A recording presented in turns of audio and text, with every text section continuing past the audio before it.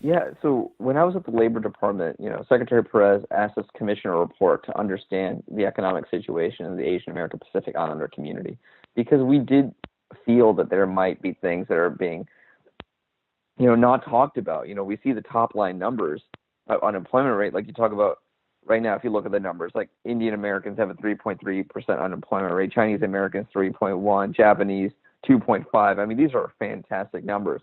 When we first commissioned the report, we saw some disturbing trends when you start digging into there. Honestly, people don't know that Chinese Americans, Korean Americans, Filipino Americans have some of the highest high school dropout rates. Almost as high as Native Americans or higher than African Americans at some points. And no one talks about that, right?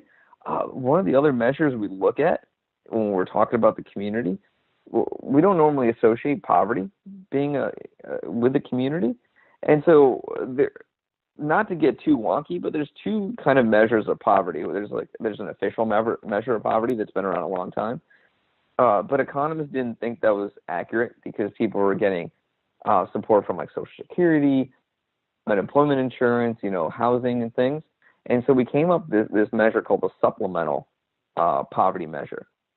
And typically, when you look at communities, like when you measure their supplemental poverty measure, the poverty level goes down. So that happens with African Americans and Native Americans and such. When you look at it for the Asian American community, the supplemental poverty measure goes up for the AAPI community because they're actually not receiving some of these benefits they potentially could be receiving. So their poverty rates are higher. Again, Chinese Americans and Native American communities have almost similar poverty levels, right? And so when you dig into the numbers, you can actually start talking about policy levers to address the needs of the community.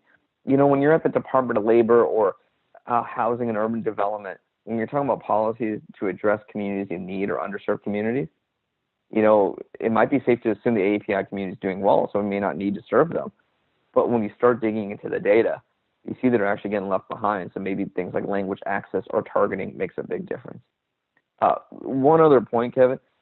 One thing that they also look at for the community is, wow, they typically earn more than average Americans. So yeah, if you look at the median wage, wages are really high for most Asian American communities. But where do we all live, right? Like we're pretty coastal, right? Rather than Yeah, California or like all New the York and expensive New Jersey. places. Exactly. And so isn't it rent higher, right? Food's more expensive. Those cost of living factors are also part of the supplemental poverty measure, and that's why their poverty rates are that much higher, and that doesn't get talked about.